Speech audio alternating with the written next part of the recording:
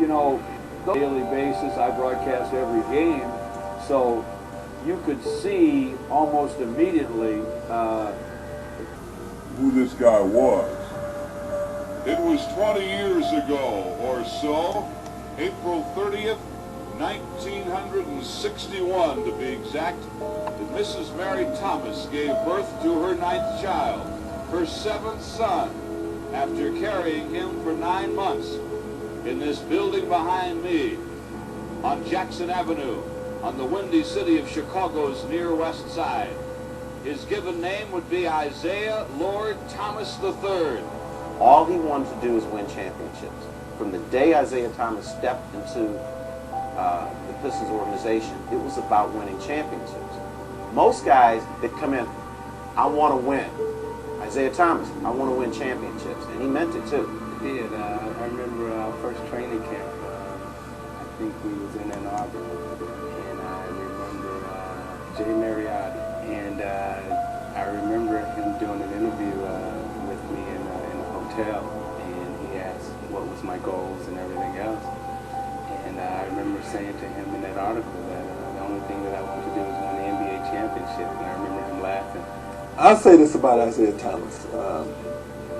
He was a great competitor. Excellent basketball player, probably even greater competitor. When Isiah came to the Pistons as a 19-year-old, eventually turning 20, he come here off an NCAA championship in Indiana. He immediately took over the role as leader. There were guys on the team who had been in the league 6, 7, 8, 9 years. But he was the leader of that team the moment he walked through the door. I'm about as fair of a human being as I know. And it is hard to compare eras. It's hard to say this person who played before you were even born was the greatest, or they were number 3, or they were number 4. But from what I've seen, because I've had the luxury of being blessed to see Isiah Thomas play basketball. I was a little kid when he started. But being from Chicago, Illinois, this kid took over the entire sport of basketball in a city. They talked about him on the west side, north side, east side, south side. He was gifted. He was taught and bred basketball since the day he could walk. And what the skills he possessed was unbelievable. They said his brothers played. I think Larry, one of them, was just as good as Isiah. Was taller, but the crack epidemic that hit the west side of Chicago and the heroin phase just crippled the city. It crippled the west side.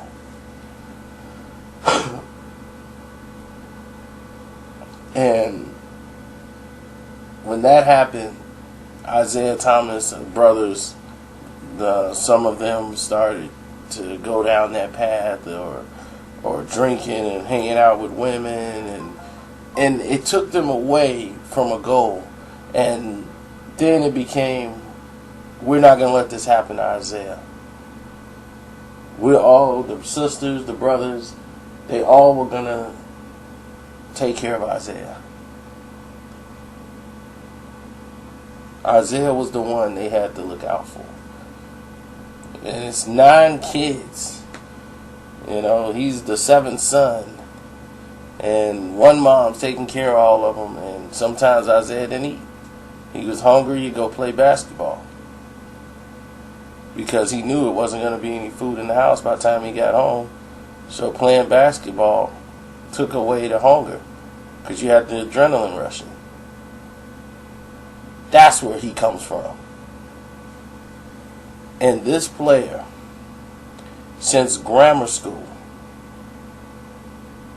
was playing against guys in high school on the playground. And he was 10 times better than any other basketball player that's touched the court. He was at the high school level from 6th, 7th grade. He's beating guys that's 6 foot tall, 5'11", and he's only like 5'4" or 5'5" at the time. He was a godsend to the sport. And his mother made him go to St. Joseph's, which was like 2 buses, a train ride, another train, bus, away from the house. And every morning he's got to get up to go to school. So he's got to get up earlier than everybody else and go to this suburban school, top-notch school that they had, because he had an opportunity. And his mom wanted him to have the best opportunities ever. And, of course, he takes St. Joe's to the championship.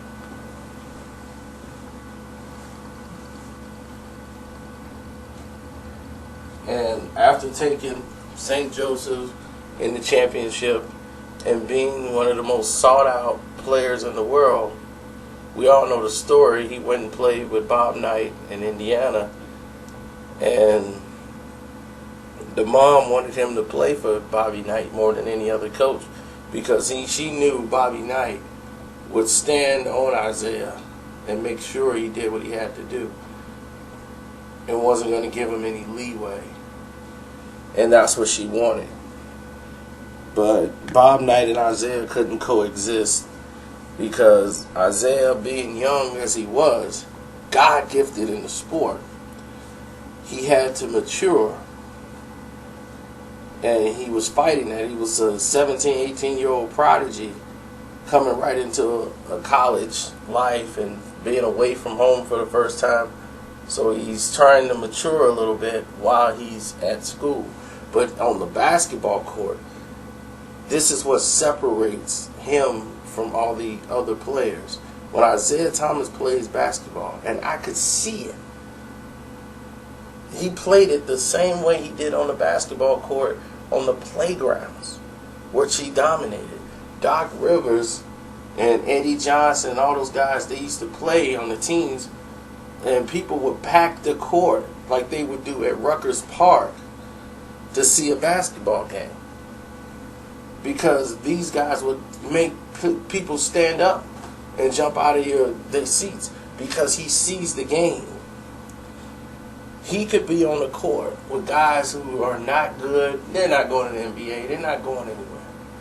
And he can make them look like stars or like they belong.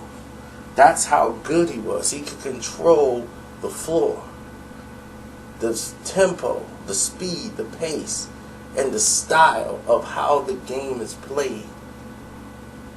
Magic Johnson could do that. Isiah Thomas could do that. Larry Bird could do that. But Oscar Robertson could do it, but not quite like Isiah Thomas.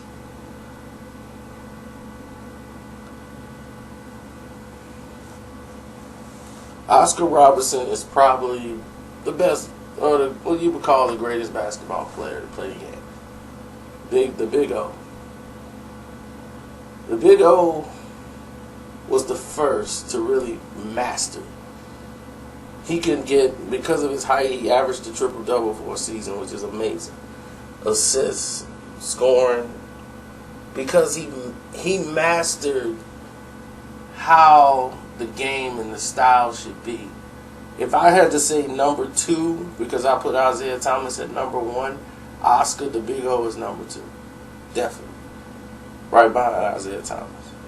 And the reason why is because they understood the game and how it was played to its perfection. I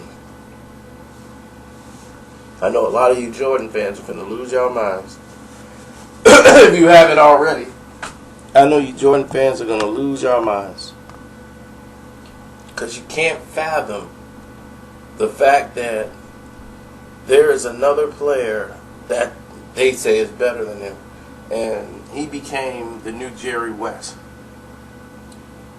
He became the new beacon of the league. Jerry West, another phenomenal player. He's in my top 10 greatest. Michael Jordan is definitely a phenomenal scorer. Okay, he's a great competitor. Has the mental capacity to play the game at a very high level. And he's pretty much unstoppable at certain times. That you had to devise a system to just stop him, which is great. He is the best one-on-one basketball player that probably ever lived. But this is a game of 5 versus 5. And in a game of 5 versus 5, he wasn't the best player. And I think it was Kevin McHale that explained it best.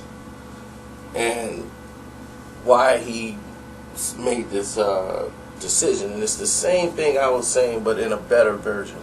And Kevin McHale said, well, if you give Larry Bird 10 shots, you give Magic Johnson 10 shots, they're going to have about 10 rebounds, 10 assists, and about 20-some points.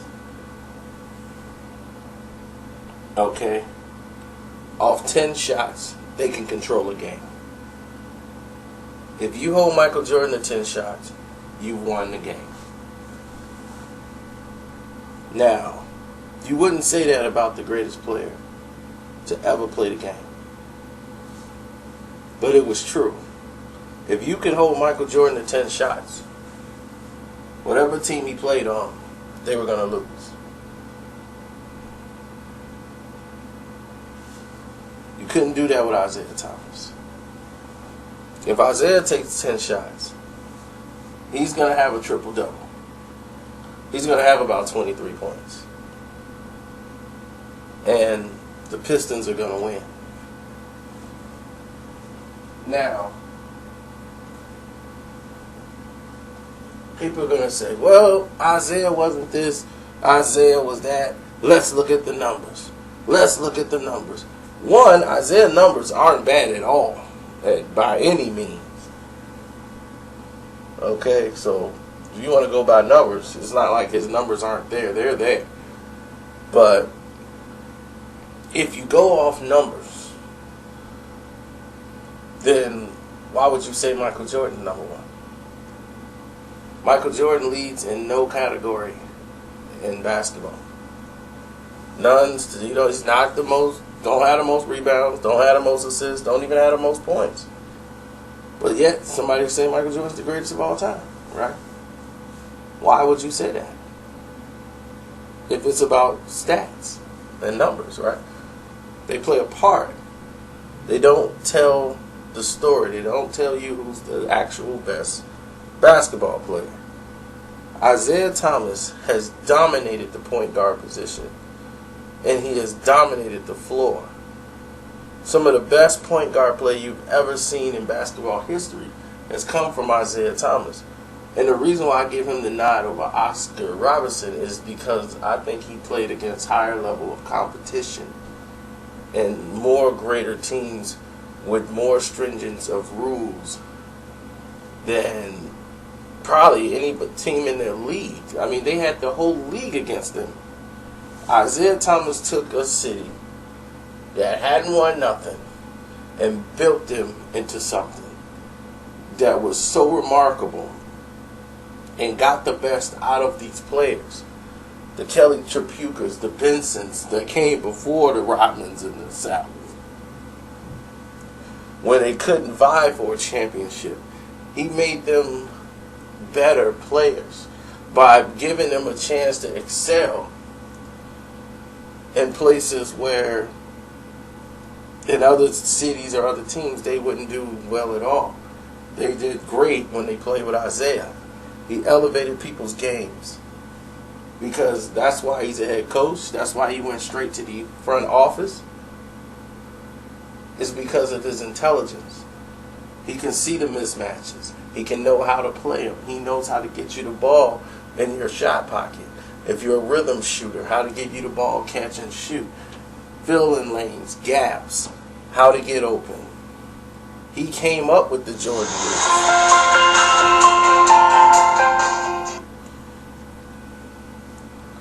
This man invented the Jordan rules. He called and gave the coaches the Jordan rules.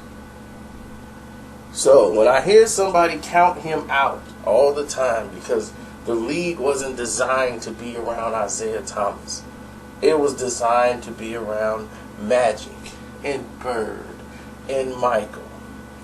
Though Isiah was great television, great interview, very intelligent, these were the big market cities. Detroit, it's a cool city. It's a motor city. But we need Chicago, Boston, LA. That's our mega media market. We need that juicy. That's going to boost us up.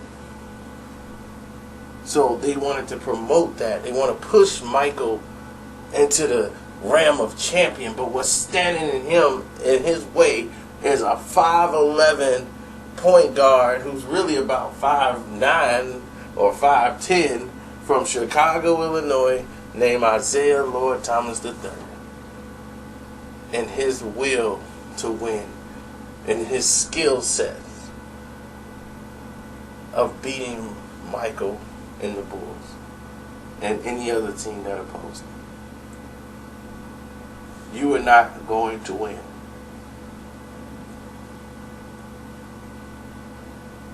They wanted to be the team to beat.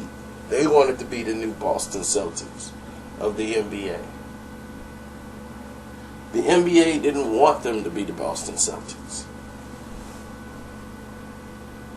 They were against everything the Pistons stood for.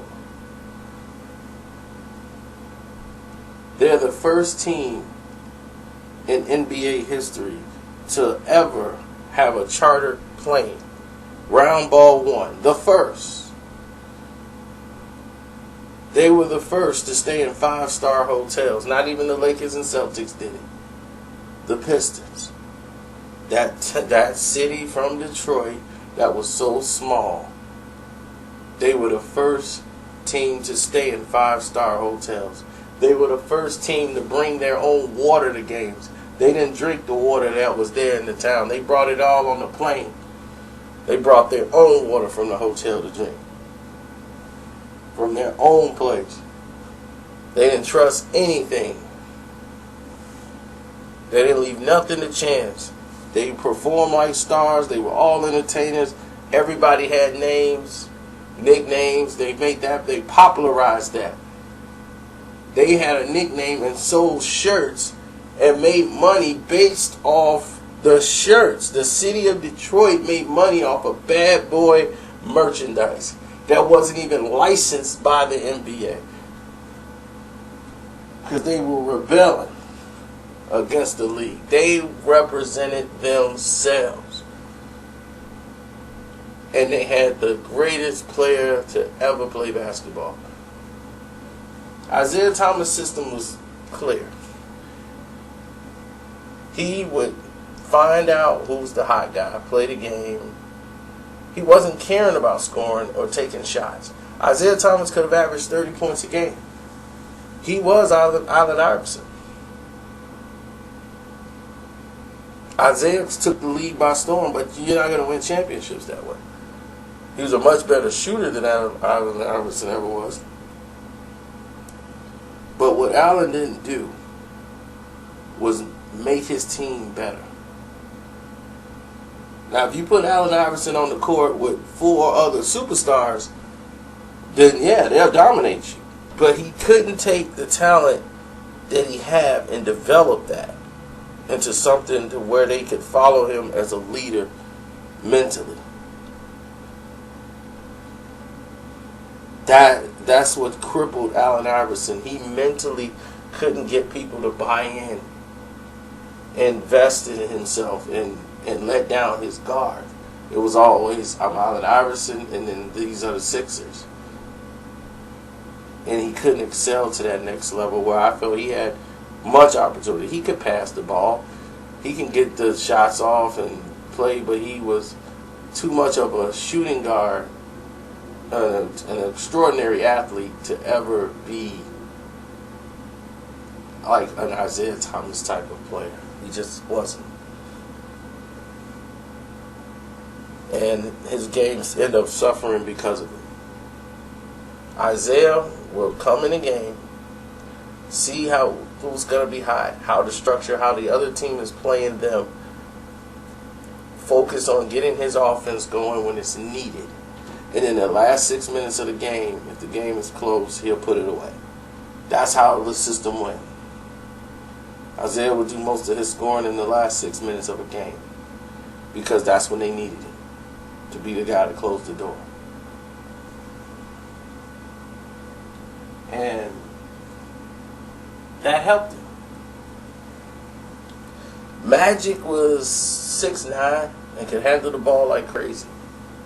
But Magic had defensive gaps when it came to guarding shooting guards or point guards. You know, whoever was guarding Magic Johnson or Magic was guarding, that's the guy you want to go after is Magic. Because Magic won't be able to keep up the pace if you keep pushing him. But the man could see the floor just as good as anybody else. But he was 6'9". He couldn't shoot a basketball, but he was 6'9". And he could throw up these crazy, miraculous shots. But he was not better than Isiah Thomas. No matter what the media is going to push you, and as great as a personality as Magic is, he was not a better basketball player than Isiah Thomas. And I think in his heart of hearts, he knows it. Larry Bird. For all you Jordan lovers out there again, and y'all gonna be like he's hating on Mike. Larry Bird was a better basketball player than Michael Jordan. It's true. He couldn't guard Larry Bird, one. People gonna be, what about that game in Boston when yeah, okay, that was great. He had a good game. Go watch any other game you've had against Larry Bird. Larry Bird put that boy in the torture rack every time. Because one, Bird is 6'9", he posts Mike up in the post, he can shoot right over him. Just like he did.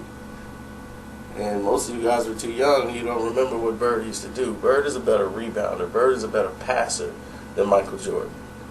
Bird could play the game. And he will talk crap to you while he's shooting your lights out. Oh, he'll let you know. He'll point to a spot on the floor and be like, I'm going to shoot it right there. And we'll shoot it there, and there's nothing you can do about it. Bird was a bad boy on that court. Don't ever get that wrong. So as much as the media put hype behind Larry Bird and Magic Johnson, and they promoted these guys, they lived up to their expectation. It was well deserved. And everybody, they just pushed it because Larry Bird was white. Larry Bird was white, but he could play with the brothers any day of the week. So, I think as much as great talent that was, Clyde the Glide Drexler, all this extraordinary talent, Isiah Thomas slayed all of them. The Dominique Wilkins, the Charles Barkleys, the Patrick Ewings, the Michael Jordans, the Magic Johnsons, the Larry Birds. Isiah Thomas has beat all of them more times than they've ever beaten him. But you crown these other guys and you leave him out. And the league knows it's messed up. So they just say, oh, he's the greatest little man to ever play the game. No. He's the greatest basketball player that ever lived.